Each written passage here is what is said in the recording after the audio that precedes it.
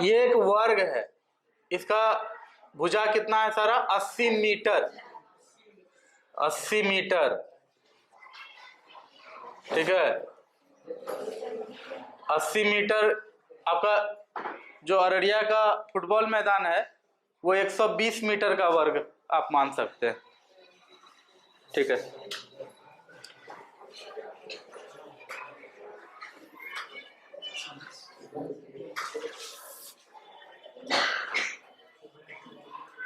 और बगल में एक वर्ग का भी चित्र दिया हुआ है जिसमें एक है 100 मीटर और दूसरा है 60 मीटर। तो क्वेश्चन में कह रहा है कि यदि इसके परिमाप समान है, परिमाप समान तो दिख भी रहा है, नहीं दिख रहा है, यहां पर सीधे हो जाएगा 8 चौके 32, 320 मीटर क्लियरली दिख रहा है। अलग से करके क्या दिखाएं? करके दिखना चाहते हो, देखना चाहते हो, देखो पेरीमीटर यानी परिमाप, अलग अलग केस करना है। परिमाप बराबर 4 गुना भुजा, क्या हो जाएगा? बहुत आवाज आ रहा है रोहितवा का, तभी से भनभन भनभन कर रहा है। चुपचाप बोर्ड को नहीं देख सकते हो? मानते हैं तुम बहुत जानते हो, ठीक है। अभी इसी में कुछ, अभी भी हम अगर ओम सर के क्लास में बैठ जाते हैं ना, 7 क्लास में भी अगर बैठ जाते हैं, अगर वो मैथ पढ़ा रहे होते हैं, अभी भी उनके क्लास में हम जाके बैठ जाते हैं, कुछ ना कुछ नया सीख के ही निकलते हैं। हम इतना कैपेबल हैं कि हम पढ़ा रहे हैं, आप लोग पढ़ रहे हैं, बहुत अच्छी बात है। आप लोग समझते होंगे कि हम बहुत ज्ञानी हैं, हम नहीं मानते हैं खुद को इतना, इसलिए कहीं पे कोई अच्छा टीचर अगर पढ़ा रहा होता है 7-8 को, कोशिश करते हैं वहां बैठ जाए और कुछ ना कुछ नया तो निकाल ही लेते हैं। आप लोग एक एक्सरसाइज क्या बना लिए हैं कि एकदम ज्ञानी जैसा बात करने लगे, हमको डिस्टर्ब कर रहे हैं, एकदम गंदा बात है ये। देखो यहाँ बोर्ड, परिमाप बराबर 4 गुना भुजा, तो 4 गुना क्या हो जाएगा? 80 मीटर, 8 चौके 32, 320 मीटर आया।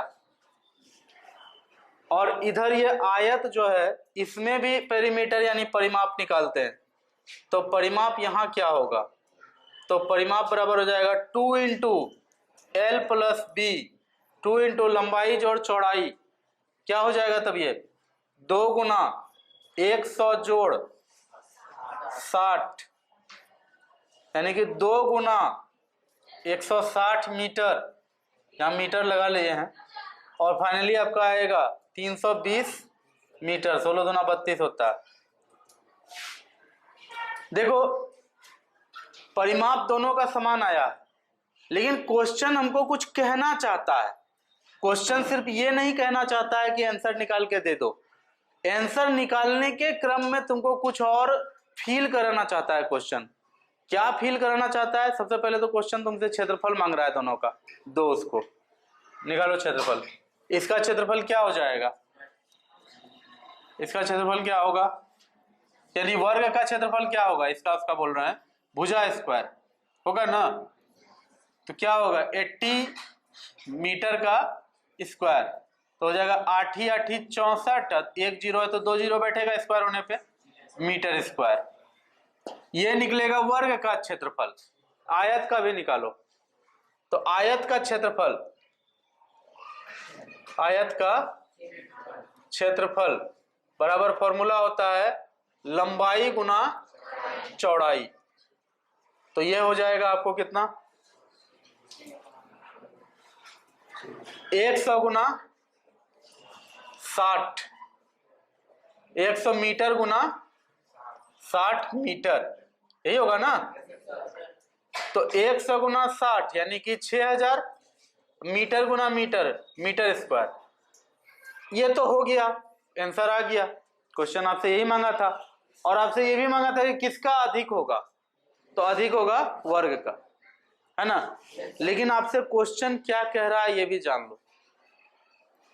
क्वेश्चन आपको जाने अनजाने में ये कहना चाहता है, जो बात आप फिर से क्लास 12th का मैक्सिमा मिनिमा चैप्टर में पढ़ने वाले हैं। ये जो वाक्य मैंने अभी कहा, अभी आपके सिलेबस से कोई लेना देना नहीं है। क्वेश्चन आपसे ये कहना चाहता है कि समान परिमाप वाले चतुर्भुजों में सबसे अधिक क्षेत्रफल संभव वर्ग का होता है। ये क्या कह दिया, सुनो फिर से। मान लो कोई चतुर्भुज ऐसा है, ठीक है, कोई चतुर्भुज ऐसा है, लेकिन सबका जोड़ करके 100 ही आ रहा है। इसका देखो 20, 20, 30, 30 है। इसका मान लो 20, 15, 25, ठीक है ना, यह 40 है। परिमाप सबका जोड़ करके 100 ही पूर्ण रहा हो, लेकिन जब आप क्षेत्रफल निकालेंगे ना तो क्षेत्रफल सबसे बड़ा मिलेगा आपको वर्ग का, ठीक है, वर्ग का, यानी कि 25 25 करके रहेगा सब जगह, तो फिर उसका जो क्षेत्रफल निकलेगा वो सबसे ज्यादा निकलेगा।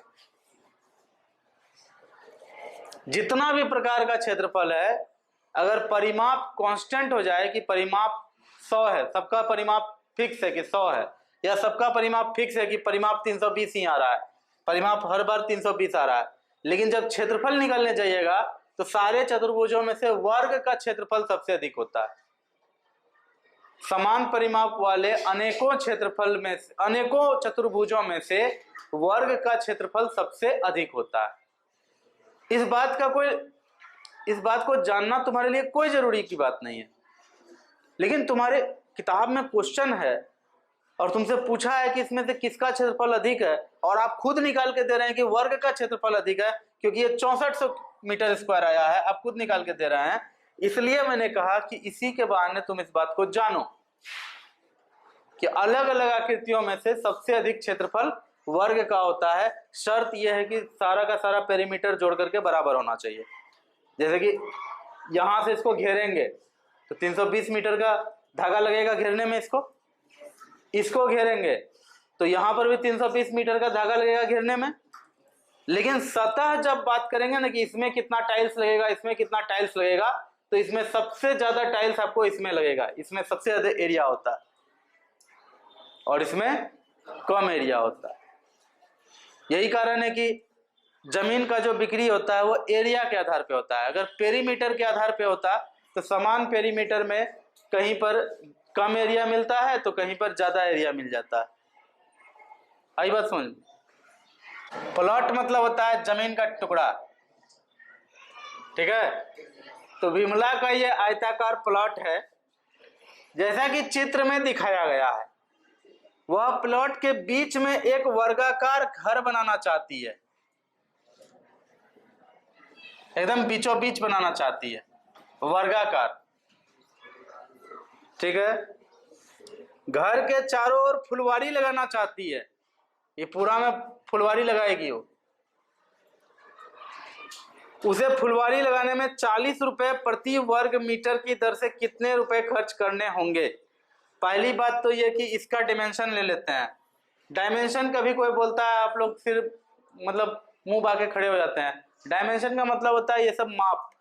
ये 80 मीटर है, ये 60 मीटर है,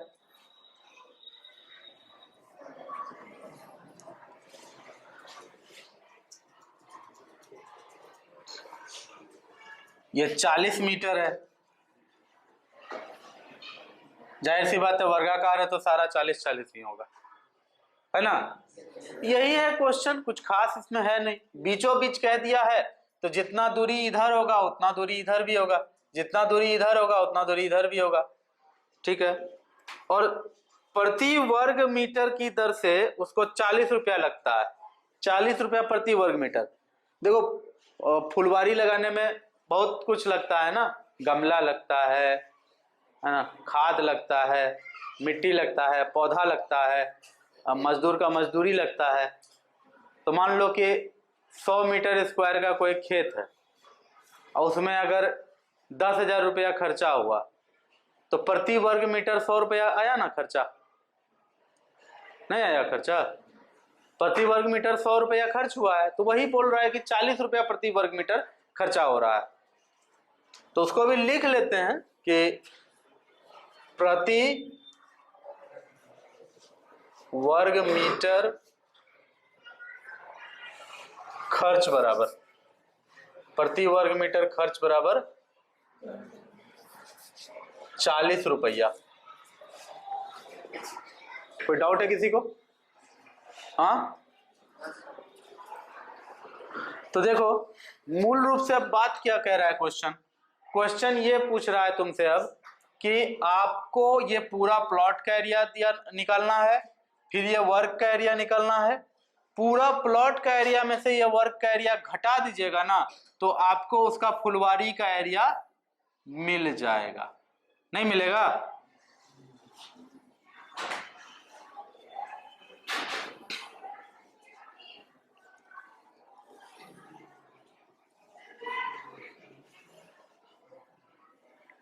ये जो शेडेड पार्ट है, भरा हुआ पार्ट है, इसी का क्षेत्रफल आपको निकालना है, इसी में उसका फुलवारी बनने वाला है।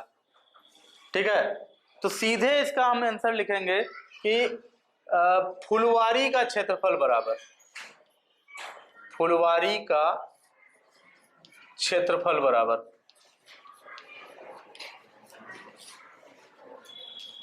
प्लॉट का क्षेत्रफल माइनस मकान का क्षेत्रफल। प्लॉट का क्षेत्रफल माइनस मकान का क्षेत्रफल। पूरे प्लॉट का क्षेत्रफल निकाल लिया जाए, उसमें से मकान का क्षेत्रफल को घटा दिया जाए, तो आपको मिल जाएगा कि फुलवारी का क्षेत्रफल कितना है। प्लॉट का क्षेत्रफल सबको पता है, प्लॉट का क्षेत्रफल कितना होगा? 80 मीटर गुना 60 मीटर, 80 मीटर गुना 60 मीटर, क्योंकि आयत है, माइनस का साइन पड़ेगा। फिर तब ये वर्ग का क्षेत्रफल ये कितना है? 40 मीटर भुजा वाला वर्ग है, तो 40 मीटर का स्क्वायर, तो 8 छक्के 4800 मीटर स्क्वायर, मीटर गुना मीटर, मीटर स्क्वायर, माइनस 40 का स्क्वायर हो जाएगा 1600 मीटर स्क्वायर। 4800 में 1600 चले जाएगा तो 3200 मीटर स्क्वायर। अब 3200 मीटर स्क्वायर आया है, 1 मीटर स्क्वायर पे कितना का खर्चा हो रहा है? 40 रुपया। तो फिर 3200 मीटर स्क्वायर पे कितना रुपया खर्च होगा? ये तो नूनू वाला क्वेश्चन है, बाबू वाला क्वेश्चन है। क्या 1 रुपया में 2 चॉकलेट, तो 100 रुपया में कितना चॉकलेट? 200 रुपये, कितना? 200 चॉकलेट। तो वही यहाँ होगा कि 1 वर्ग मीटर के लिए खर्च बराबर 40 रुपए, इसलिए 3200 मीटर स्क्वायर के लिए खर्च बराबर 3200 गुना 40। क्या हो जाएगा तब? 4 दूनी 8, 4 तिया 12, तो इतने होगा ना। तो 1,28,000 रुपया लगा करके वो अपना फुलवारी बनाएगी, और तुम लोग वहां जाकर के फूल तोड़ेगा, उसका मार मार के देंगे हम तुम लोग का गर्दनिया छाड़ के। कोई भी मिला कि यहाँ जाके उसका फूल तोड़ने नहीं जाएगा। अमरेश अपने घर के आंगन में ईंट बिछवाना चाहता है। ठीक है, बहुत लोगों के आंगन में ईंट बिछा हुआ होता है। शुरू शुरू में तो खूब मजा आता है, ईंट रहता है, कीचड़ नहीं होता है। बाद में वही ईंट पे काई जम जाता है, उसके बाद सब फटाफट गिरता भी है। ठीक है, तो वही ईंट वो अपने आंगन में बिछवाना चाहता है। यदि आंगन की लंबाई 20 मीटर और चौड़ाई 15 मीटर हो, जैसे ये बात कभी भी पढ़ते हो, फटाक से आप यहाँ पर पिक्चर बनाइए। पिक्चर बनाने में लेट मत करिए, क्योंकि पिक्चर बना लीजिएगा ना, वो पिक्चर को देख करके प्रॉब्लम में दिया हुआ जो भी रिक्वायरमेंट है, जो चीज क्वेश्चन मांग रहा है तुमसे, वो चीज तुमको ये पिक्चर देखते साथ ऑटोमेटिक भी आ सकता है, चांसेस है। इसलिए जैसे इसमें डायमेंशन देखते हो कि 25 सेंटीमीटर 15 सेंटीमीटर कुछ भी देखे, फटाक से वो पिक्चर बनाओ। आई बात समझ में? और उसके बाद क्या कह रहा है कि ईंट की लंबाई 25 सेंटीमीटर और 80 सेंटीमीटर हो। ये कितना कितना है भैया? ये है आपका 25 मीटर और 15 मीटर। ओके, ये भी तब 25 और ये 15 होगा, तो स्वाभाविक बात है, लिखना का क्या बात है ये। तो 25-15 समझ में आ रहा है आपको। तो ये मीटर में है ना। और ईंट का भी यहाँ पर दिया हुआ है कुछ हाल। ईंट का दिया हुआ है हाल क्या, कि ईंट जो है आपका वो 80 सेंटीमीटर बाय 25 सेंटीमीटर का है। 20 है, 25 में 20 है।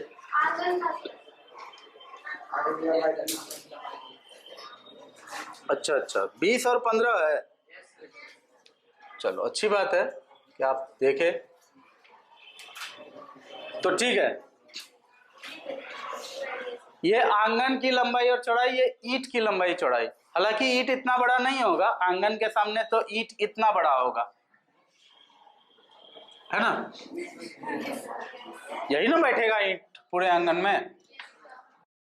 लेकिन समझाने के लिए ईंट का साइज बड़ा दिखा दिए हैं, ठीक है ना। ये मत कहना कि सर इतना दूर 20 मीटर है, इतना दूर 25 सेंटीमीटर होगा, ऐसा लॉजिक में लेके मेरे पास मत आना। अब देखो, आप सबको पता है कि 1 मीटर इतना बड़ा होता है, क्या इतना बड़ा होता है।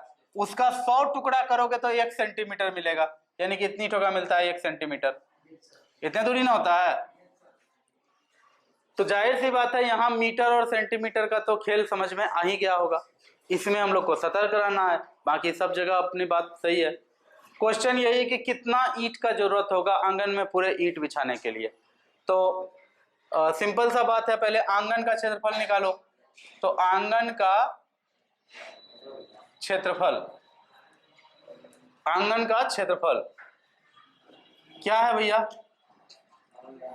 20 मीटर गुना 15 मीटर, यही है ना।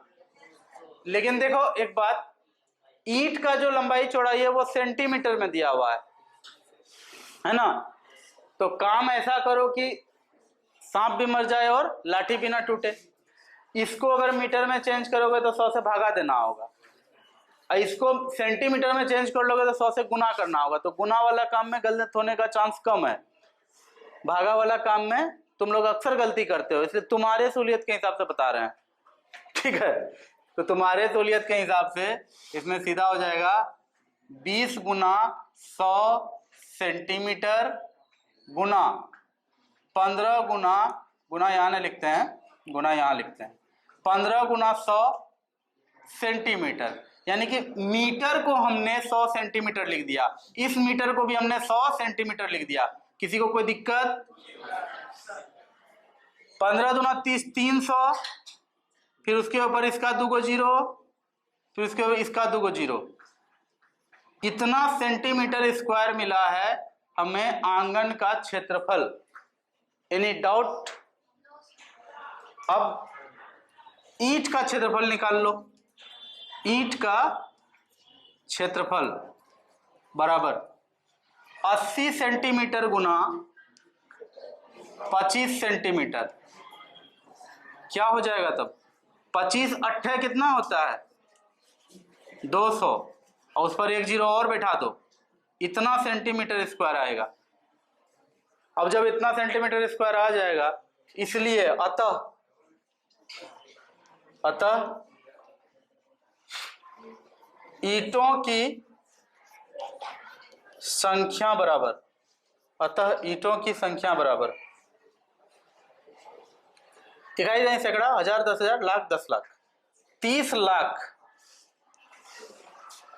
बटा 2000। 3 जीरो गया, इधर 2 से कटाओगे 3000 को, तो 1500 ईंट आ जाएगा ना। तो 1500 ईंट खरीदना है उस बेचारे को। इसमें कोई गलती से सेंटीमीटर स्क्वायर मत लिख देना। सेंटीमीटर स्क्वायर यहाँ भी था, सेंटीमीटर स्क्वायर यहाँ भी था, दोनों कट चुका है मतलब दोनों में भाग लग चुका है, दोनों एक दूसरे से भाग खा चुका है ना। इसको आप लोग अपने भाषा में कहते हैं कट चुका है। तो सेंटीमीटर स्क्वायर मत लिख देना, ईंटों की संख्या है ये, कोई चीज का क्षेत्रफल नहीं है कि इसमें सेंटीमीटर स्क्वायर लगा रहेगा। एक बार अच्छे से देखो, कहीं कोई दिक्कत है तो पूछो।